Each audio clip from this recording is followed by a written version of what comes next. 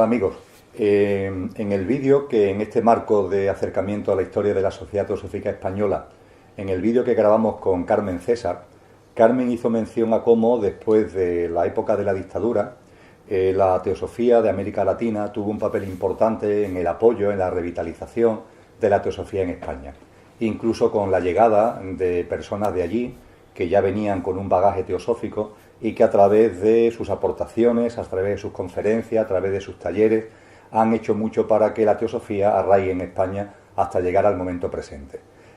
Carmen citó expresamente a Juan Viñas y al terminar el vídeo me hacía referencia a otra persona que no había dicho en el vídeo y que para ella fue fundamental en esa llegada desde América Latina.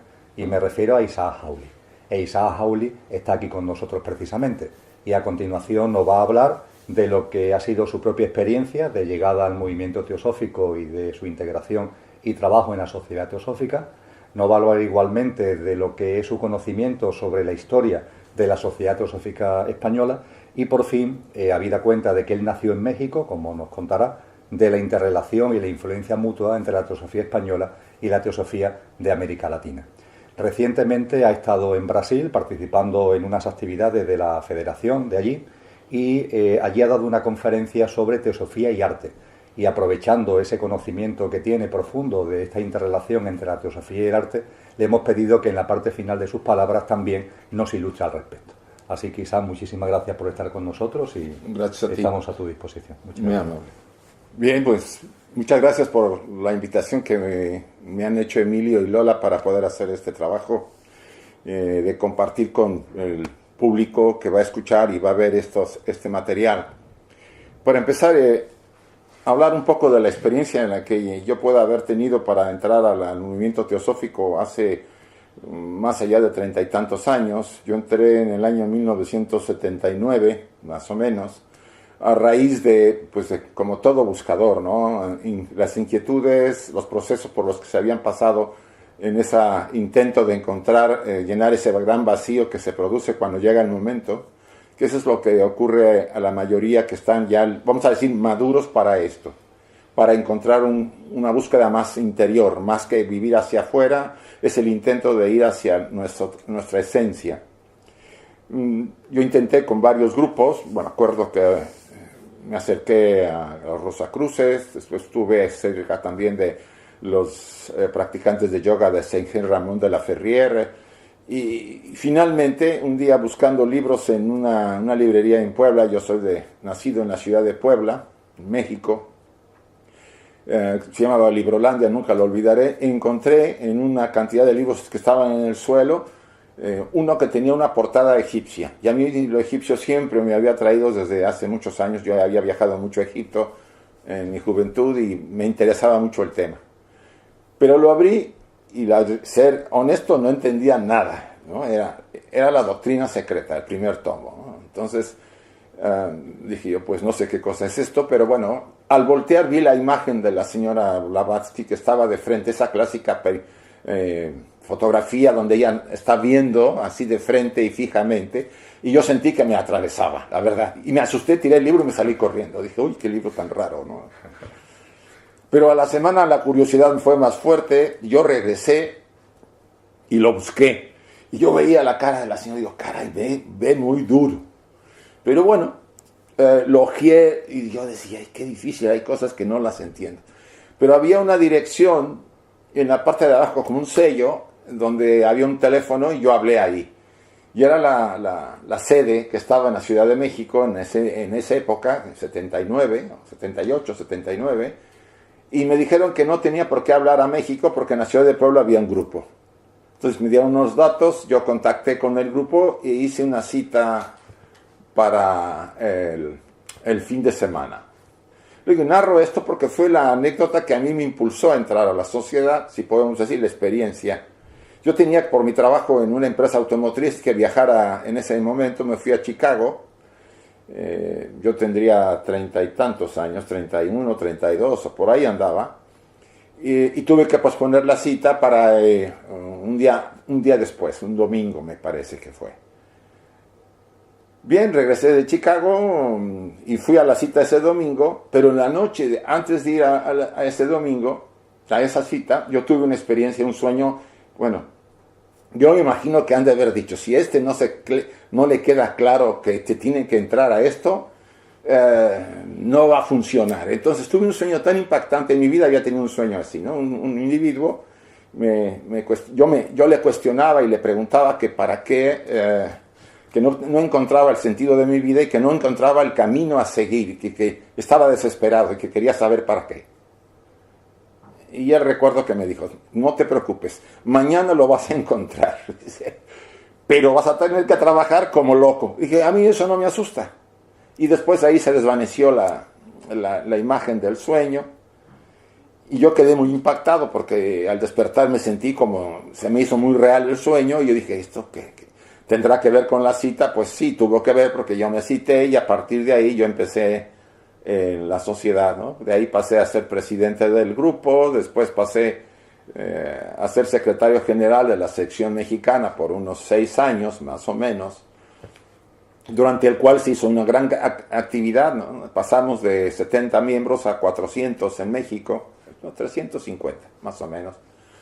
Y también se trabajó mucho en la cuenca del Caribe con el doctor Charneco, que tengo que recordar con mucho cariño. Él ya no está entre nosotros, porque él fundó la Escuela de Estudios de la Cuenca del Caribe y empezamos a trabajar pues Venezuela, Centroamérica, Puerto Rico, Costa Rica, República Dominicana, etcétera, México. Fueron años de mucha actividad y mucho trabajo en toda esa zona y con los Estados Unidos también. Estábamos muy en contacto, que en esa época era la secretaria general Dora Kunz y nos apoyó muchísimo, hay que reconocerlo. Ella le apoyó mucho en ese momento a este trabajo.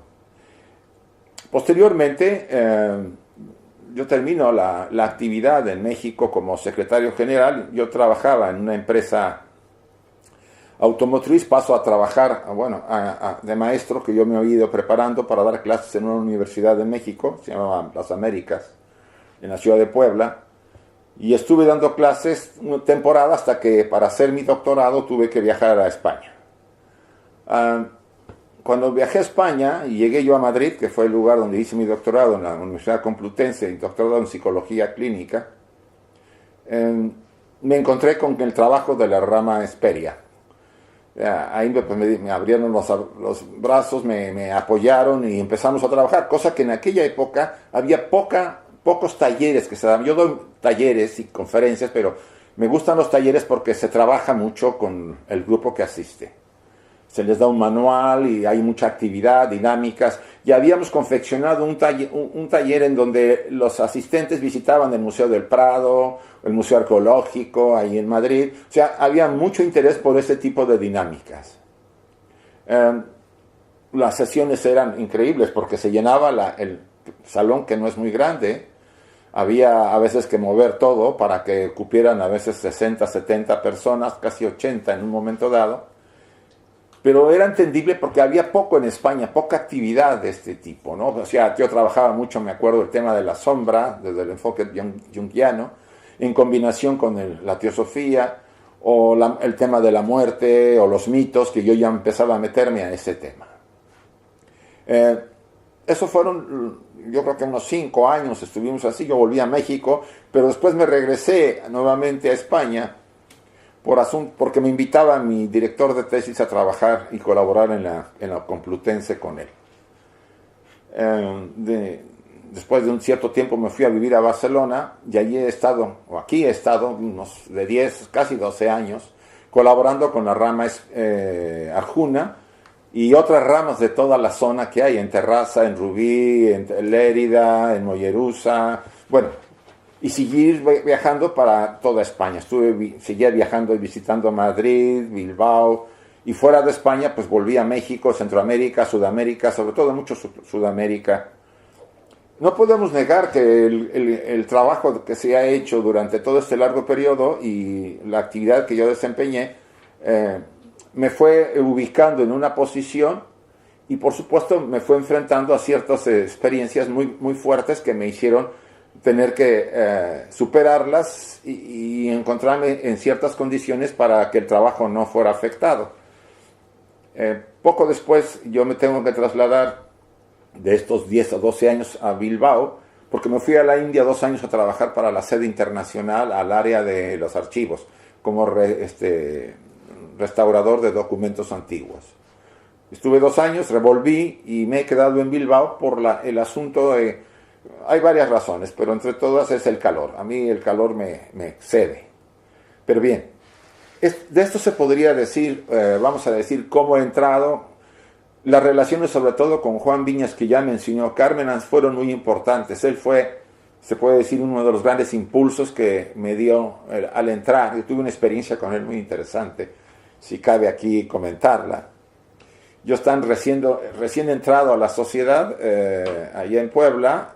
Juan Viñas ya había llegado, yo no sabía ni siquiera quién era, y me decían que estaba en una población cercana, iba a dar un ciclo de conferencias y que si yo quería conocerlo, y me trasladé a esa ciudad, se llamaba Orizaba, la ciudad que está cerca de Puebla. Cuando llegué al hotel no había habitación, solamente con él, había 2 camas. Digo, mira, tenía que conocerlo. Y me quedé con él, ¿no? Él, un hombre ya para esas alturas, yo le calculo, tendría unos 60 años, porque hoy tiene 94, más o menos. Se portó muy bien. Yo en la mañana, cuando nos levantamos, me dice, ¿no quieres meditar? Yo dije, ¿qué es eso? Porque yo no tenía ni idea de nada, ¿no? Acababa de entrar. Tenía más o menos algo, pero no sabía qué iba a hacer él. Me acuerdo que él se sentó sobre su cama, yo me senté, y yo estuve pues esperando que él terminara, porque realmente yo cerré los ojos, porque vi que lo cerró él, y yo estaba ahí.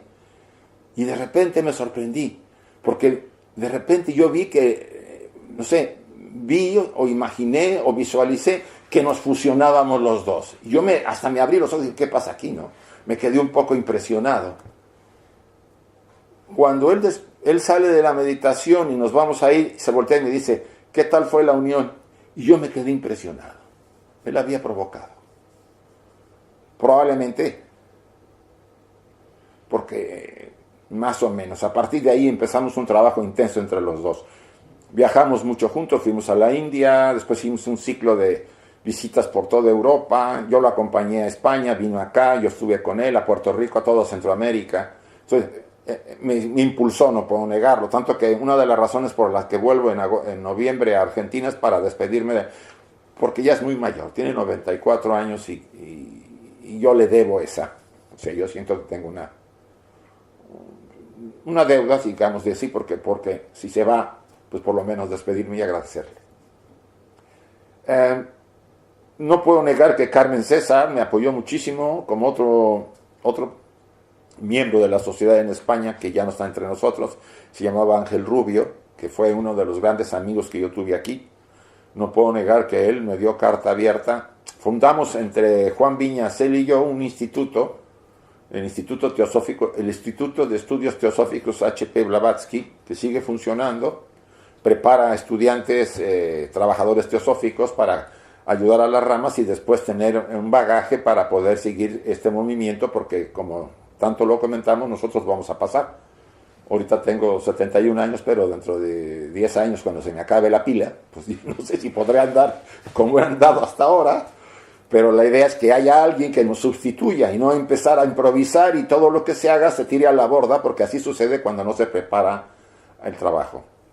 Este instituto trabaja, estamos, gracias al espíritu de Juan y al impulso que Ángel le dio, porque tuvimos que solicitarle a la señora Rada Burnier, que en ese momento era la presidenta internacional, el permiso para fundarlo.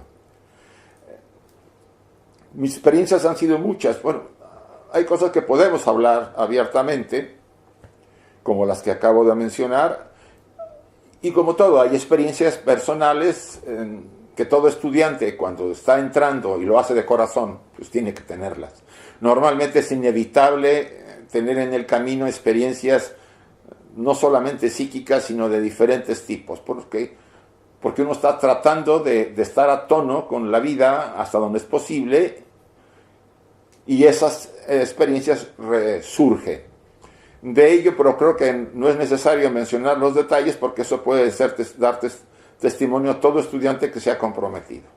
En el trabajo teosófico, y aunque es uno de los caminos, como dice el título de nuestro congreso, a la conciencia universal, yo llego a la conclusión que es el camino. Obvio, puede cada uno de nosotros tener su propio camino y puede tener más o menos una serie de variantes, pero la esencia del camino de cada uno es el mismo que la enseñanza teosófica o la tradición oculta nos ha transmitido. Y en ese sentido, creo que todos, en ese deambular y en ese tratar de ir y encontrar la razón de nuestro sentido de vida y ese centro de nuestro ser, pues pasamos por varios procesos. Y eso ha sido parte de esas experiencias propias hasta este momento. Tengo ahora 71 años más o menos y todavía la pila funciona, como dije hace rato, como para seguir. Tenemos en vistas varias otras actividades aquí en España y fuera. Y sobre todo utilizar los medios, sobre todo los medios de comunicación que tenemos a la mano, porque es al que podemos llegar a gran cantidad de gente y podemos dar a conocer un conocimiento que se ha tratado de ocultar. Seamos honestos, y eso es importante que la gente se entere. La enseñanza teosófica, desde que su fundadora la dio a conocer en el siglo XIX, la señora Elena Petrovna Blavatsky y el coronel Olcott como compañero y organizador de esta institución, ha pasado por una serie de avatares inmensos, muy difíciles. ¿Por qué? Porque se ha querido obstaculizar que ese conocimiento llegue a la gran parte de esta humanidad. Porque nos libera de todas esas cadenas a las que hemos estado sometidos durante siglos. Sobre todo, libera la mente para que pueda tomar los cauces que necesita llevar a cabo para su desarrollo.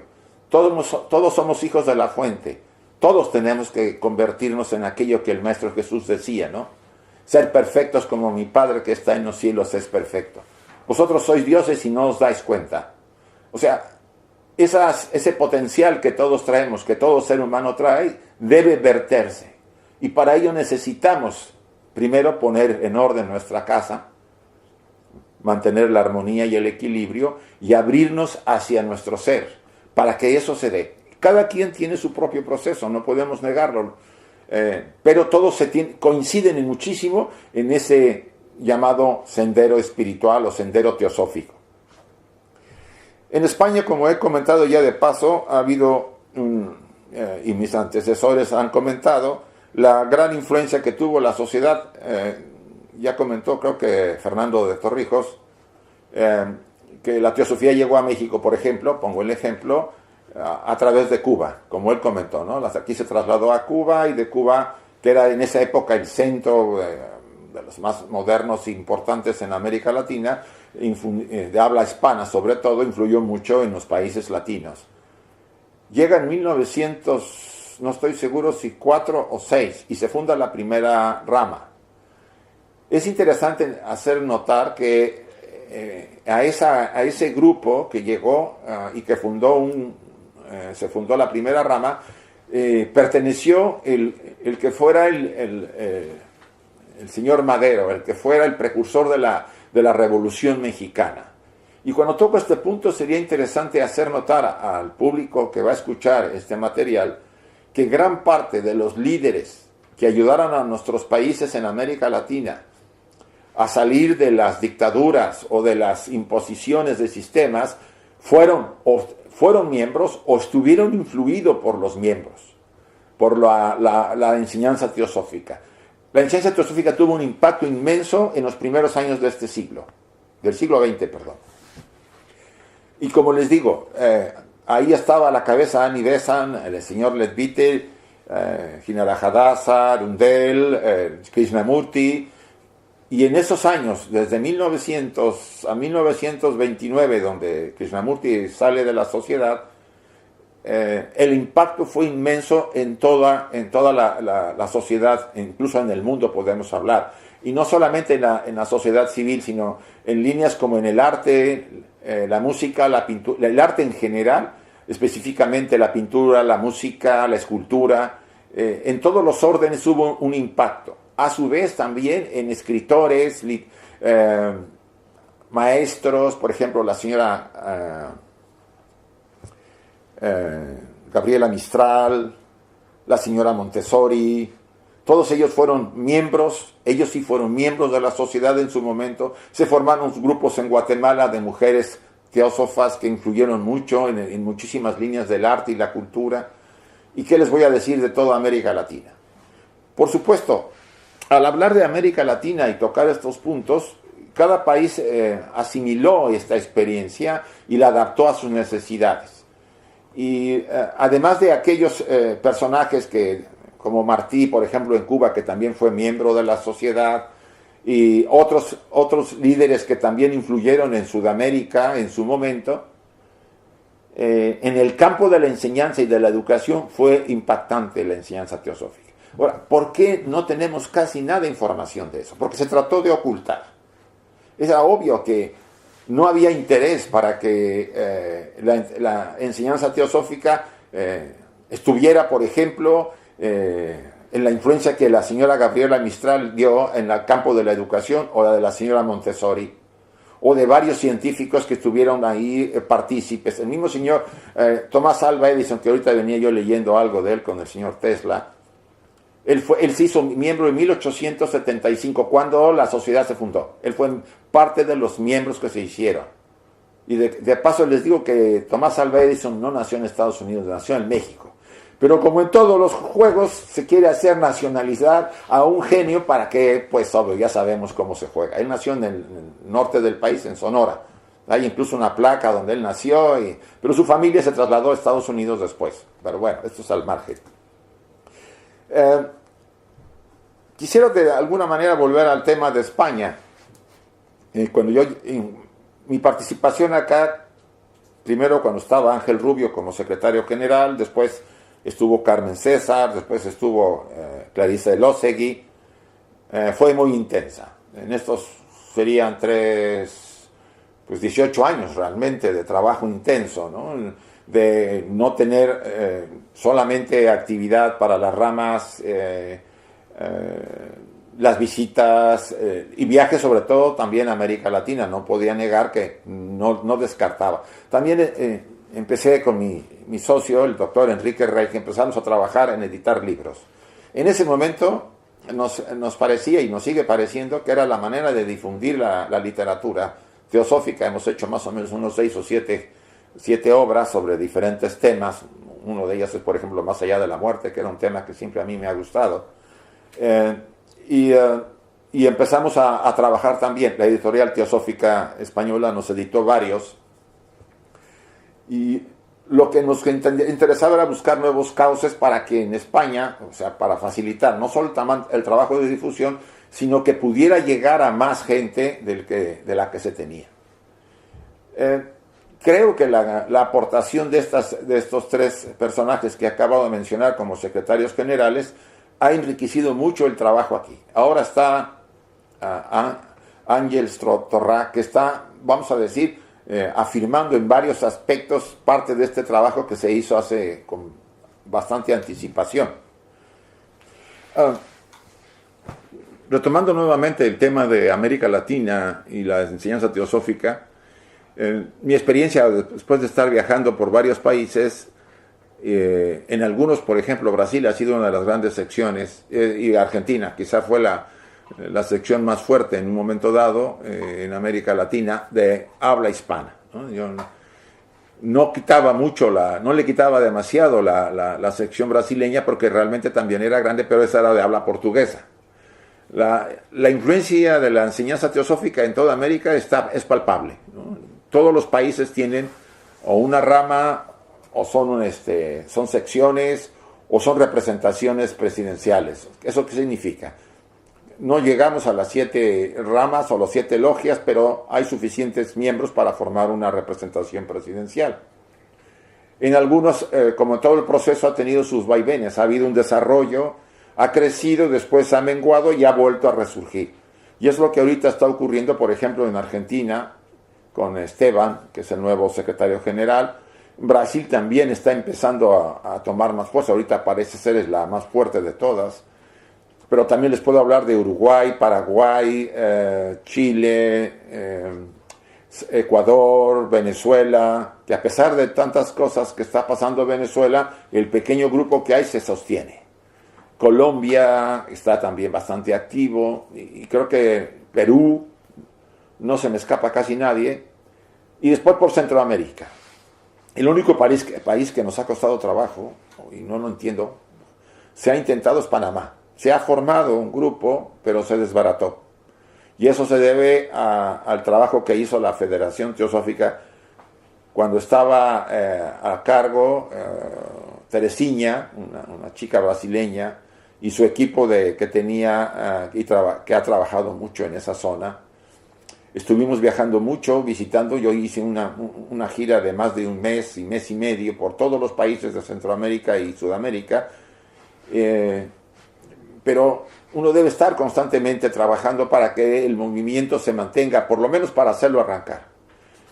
En la zona actual de República Dominicana y Puerto Rico está Magali Polanco, que es una incansable trabajadora. Creo que ella le ha permitido que se mantenga el trabajo ahí a través de su influencia y su ímpetu, sobre todo. Costa Rica siempre ha sido un centro de equilibrio y de armonía en la zona. Nicaragua ha pasado por vaivenes. Guatemala ahorita está de capa caída porque, como a veces sucede, ¿no? Si hay una cabeza y la cabeza se muere, pues el grupo se desequilibra bastante.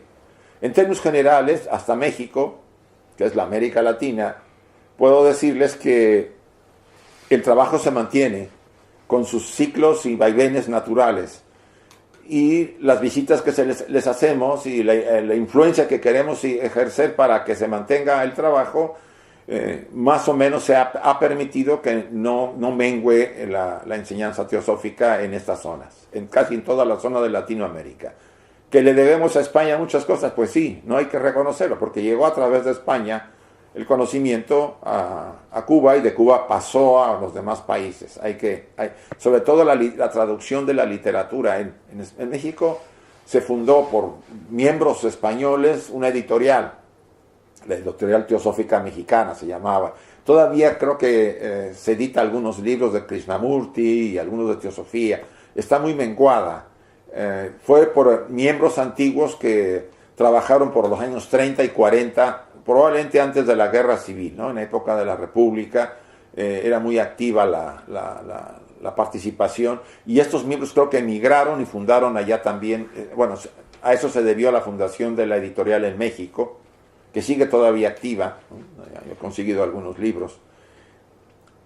Puedo decir que en términos generales mi experiencia sobre la vivencia en América Latina de la enseñanza teosófica la he tratado de resumir en términos muy generales. Yo quisiera volver otra vez al tema de la historia de la sociedad teosófica y la influencia de la que yo insisto se ha tratado de evitar que el público en general lo conozca. Cuando yo he estado trabajando en los archivos de la Sociedad Teosófica hace 2015 y 2016, tuve conocimiento no solamente de lo del señor Tomás Alva Edison, porque yo vi su certificado de inscripción, y además el certificado de que había nacido en México. Que quede puntual. También conocí, por ejemplo, que Mahatma Gandhi, el libertador, o el que promovió finalmente la independencia de la India de los ingleses, se hizo miembro y recién llegó a India, ¿sí? Y fue un gran colaborador, Annie Besant, de él cuando ya estaba en la actividad independiente. Annie Besant fue, se puede decir, y para mí le doy un gran reconocimiento. Yo siempre he dicho que fue una supermujer, no solamente por lo que ya había hecho en Inglaterra cuando ella fue una sufragista, defendió los derechos de la mujer, luchó constantemente, fue gran amiga de varios filósofos, una mujer muy desarrollada, pero cuando llega a la India, en parte por la invitación que le hace Madame Blavatsky y dos de los fundadores de la sociedad, ella da un impulso muy grande. Al principio, mientras vivía Blavatsky, no era tan notorio. Cuando ella muere y ella es proclamada presidente de la Internacional de la Sociedad, Olcott todavía vivió hasta el 1900, creo que 2 o 6, no estoy muy seguro, en esos años empezó ella a propagar lo que es hacer difusión del movimiento teosófico. Tenemos que reconocer que la enseñanza, como fue dada por la señora Blavatsky, y si no se hubiera digerido, vamos a llamarlo así, para que llegara al público, hubiera sido más difícil hablar de la influencia de la sociedad teosófica en este momento. A ella se le debe, y al señor Leadbeater sobre todo también, a estos dos personajes el trabajo que se hizo en los primeros 10 o 20 años del siglo XX. No solamente la gran cantidad de literatura que ellos difundieron, que está a la mano ahora todavía porque se edita bastante, sino hay un libro que yo quiero mencionar, es el de las formas de pensamiento, en inglés The Thought Forms. Este librito fue tan impactante en el mundo del arte que movió a los recién pintores abstractos, Kandinsky, Mondrian, hay otros dos que he olvidado siempre sus nombres, bueno, ya me acordaré. Ellos vieron las pinturas que habían hecho de los pensamientos que por medios psíquicos habían encontrado la señora Besant y el señor Leadbeater. Observando los pensamientos, los colores, hubo un pintor que fue pintando las formas de pensamiento, se llaman formas de pensamiento, y ustedes pueden adquirir el libro si lo buscan en una librería. Y fueron tan impactados que pasaron de la pintura simbolista de la que venía la corriente del siglo XIX, y ellos empezaron con la pintura abstracta. Si ustedes pueden entrar a informarse en Google, que es ahora el archivo parece de todos, podrán ver que tanto Mondrian se hizo miembro de la sociedad. Kandinsky estuvo en contacto, participó en la sociedad, aunque no hay pruebas de que ella sí se haya hecho miembro. Y los otros dos, porque fue un cuarteto, no recuerdo sus nombres ahorita, también fueron miembros y fueron muy influidos, y por supuesto ahí se abrió el abanico, ¿no? El abanico del poder que tenía el conocimiento oculto, la enseñanza teosófica en el campo del arte, ¿no? Sibelius, por ejemplo, sí, creo que sí. Sibelius fue influido, se hizo miembro y escribió varias obras en el campo de la música influidas por la enseñanza teosófica.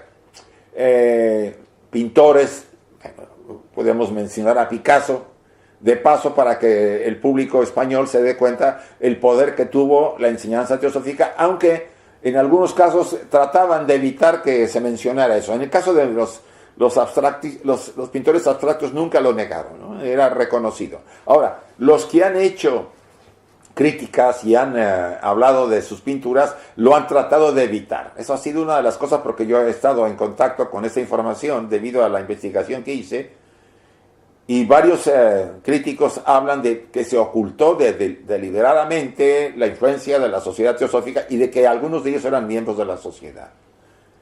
Por supuesto, ¿por qué? Pregúntense ustedes cuando se cuestiona uno el tema de la enseñanza teosófica. ¿Qué te dice la enseñanza? Que tú eres un ser espiritual aprisionado en una cárcel de carne. No eres al revés, eres un ser espiritual en un traje de carne y estás aquí para aprender y experimentar, para crecer, para desarrollarte y recuperar tu verdadero potencial espiritual. Es obvio que veníamos desde el siglo XIX por una corriente materialista muy dura y una visión religiosa muy, muy controladora, vamos a decirlo así.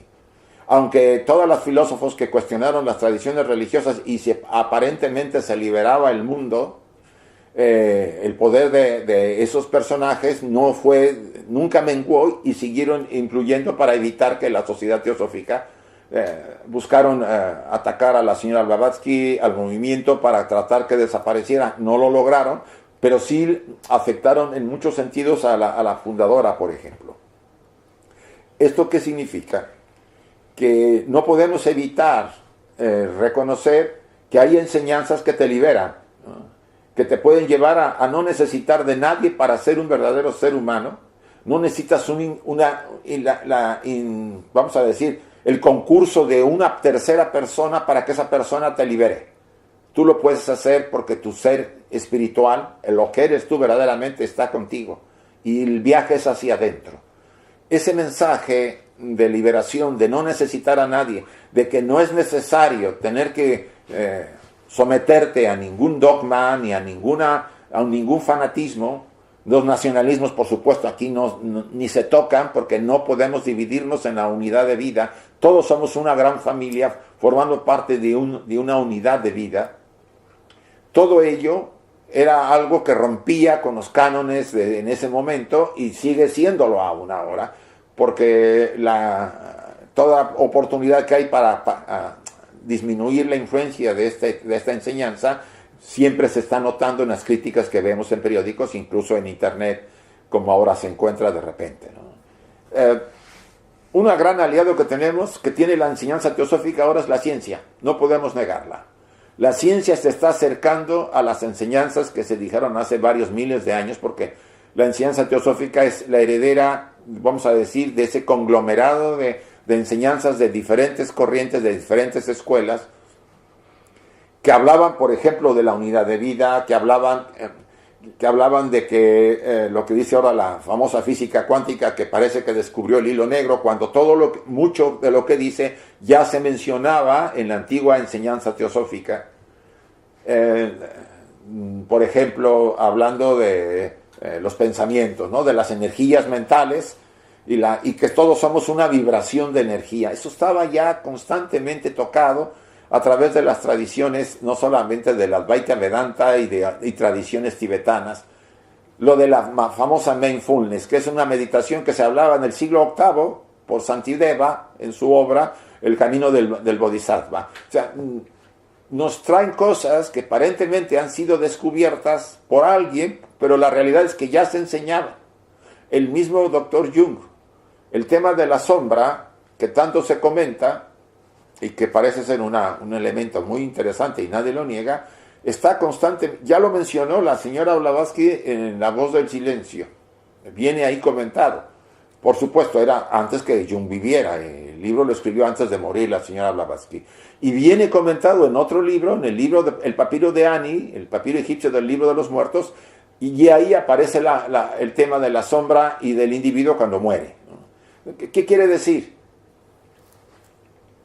Que la enseñanza que tenemos ahora, aparentemente novedosa, simplemente en muchos de los casos ha sido como, vamos a decir, le han lavado la cara para que parezca nueva, pero ha sido enseñada desde la antigüedad. No es patrimonio de nadie, es de todo ese bagaje que viene del pasado y que fue parte de ese conocimiento que le fue dado a la humanidad en su origen, por los grandes instructores.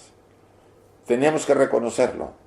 Somos parte de todo un proceso de desarrollo, una evolución de nuestro espíritu, de lo que somos verdaderamente, para alcanzar el nivel de liberación.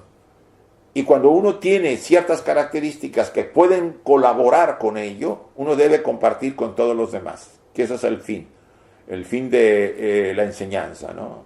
Si vamos en nuestro desarrollo, tenemos que ir tomando a alguien de la mano para que vaya con nosotros, porque a nosotros nos lleva otro arriba. En una de las ocasiones de las convenciones que se han hecho, yo creo que fue en los 90, sí, que yo asistía cada año, o sea, llevan a cabo en la Sociedad Teosófica en Adyar, Chennai, India, hasta la sede internacional, desde 1880, por ahí, más o menos, cuando se trasladaron al coronel Olcott y la señora Blavatsky a vivir a la India, primero en Bombay, después en Adyar, Chennai. Se celebra una convención anual, ¿no? Más o menos por el mes de diciembre, enero, ¿no? Y acuden entre 1,000, 1,200, 1,300 personas, no solamente hindúes, sino de personas de diferentes, miembros de todas partes del mundo. En una de esas ocasiones yo estaba presente y fue invitado, bueno, estuvo el Dalai Lama. Dalai Lama tiene una relación muy poderosa con la Sociedad Teosófica. Por cierto, que él se ha hecho miembro de la sociedad. Le pidió a Tim Boyd hacerse miembro en una de las reuniones que apenas recientemente ocurrieron, bueno, apenas el año pasado, en Chicago. Él estuvo ahí y comentando el Dalai Lama en una de sus intervenciones, él menciona que le debían a la Sociedad Teosófica mucho, porque cuando él sale del Tíbet huyendo con todos los libros y cosas que sacaron de la India, lo guardaron en los archivos de la sociedad que tienen especiales con aire acondicionado para proteger el manuscrito. La Sociedad Teosófica tiene una biblioteca, una de las más grandes de la India, en manuscritos de palma, ¿sí? Probablemente sea la primera o la segunda más grande de la India. Entonces el Dalai Lama guardó todos sus libros incunables, digámoslo así, sus libros secretos, y estuvo ahí un muy buen rato hasta que el gobierno hindú les dio una zona, Dharamsala, donde ahora se ubican. Entonces ya se trasladaron los libros allá. Y eso hizo abiertamente un reconocimiento. Creo que estas partes de la enseñanza que a veces se comentan, siempre cuando llegan a Occidente se diluyen, ¿no? Para evitar que el contacto pueda tener influencia en que la gente conozca un poco más de este movimiento. También de paso quisiera mencionar al señor Krishnamurti, ¿no? Que en sus últimos años tuvo un contacto. Yo, gracias a que él estaba en la sociedad, yo pude conocerlo. Radha Burnier nos lo presentó y era muy frecuente sus visitas a la sede internacional, tanto que se sabe ahora que él le pidió a la señora Burnier que fuera la presidenta internacional cuando ella era candidata. Lo que queremos decir finalmente y hacerle llegar al público que nos está viendo y escuchando es que este movimiento, esta enseñanza, por no decir movimiento, esta enseñanza realmente es una de las pocas serias enseñanzas que hay en este mundo y que no ha sido contaminada ni reprimida al grado que ustedes no puedan encontrar algún grupo o algún libro que les inspire y les guíe en su desarrollo interior. Es la gran oportunidad que tenemos. Dejarla porque, por supuesto, quiere poner en orden primero la personalidad y disciplinarle. La mayoría pues no quiere salir de su espacio de confort. Todos queremos seguir viviendo pues haciendo de las nuestras, pero con mucha espiritualidad. Eso no funciona. O somos de un lado o somos del otro.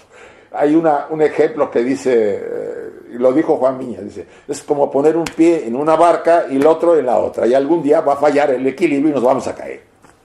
Entonces, si ustedes se cuestionan, Leadbeater dijo algo al final de su vida. Dice, lo único que ha valido la pena en mi vida es haber trabajado para esta enseñanza. Cuestiónense todos los que nos escuchan. ¿Qué vale en la vida para ustedes? El poder, la posición y el dinero, que se van a ir como los oropeles, ¿sí? Se van a secar y van a pasar. No nos llevamos nada al otro lado, solamente experiencias. ¿Qué tipo de experiencias? ¿Cuál es el sentido de nuestras vidas? ¿Para qué vivimos? ¿Qué objeto tiene haber venido a este plano? Si ustedes tienen esas preguntas, busquen a través de la enseñanza teosófica. Las respuestas están claras y directas. Pero eso sí, los va a hacer trabajar mucho. Y es ahí donde la mayoría, como decimos en México, ahí es donde la puerca tuerce la cola. No le queremos entrar porque pues es abandonar muchas cosas. Está bien. Si la madurez ya llegó y ustedes están en posición de dar ese paso, ustedes lo van a dar. Yo los digo por experiencia. Yo lo viví, ¿no? A mí me llegó y era el momento. Mientras no va a pasar nada. Es más, pueden pasar por alguna escuela, algún grupo de la sociedad teosófica y ni lo van a ver porque no es el momento. El alma es la que decide. Entonces los invito a que reflexionen en estas entrevistas que se han hecho gracias a Emilio y a Lola y al grupo que los acompaña. No conozco los nombres, no me acuerdo. Pero la idea es esa. La intención es motivarlos, inspirarlos para que no abandonen tan fácilmente este camino, el camino de búsqueda interior, porque ahora el viaje no es hacia afuera, sino es hacia adentro, el nibriti marga, como dicen los hindúes. Empeñense, porque quizás sea lo único que nos llevemos en las manos, ¿no? La experiencia de ser un verdadero ser humano y no un proyecto inacabado. Muchas gracias.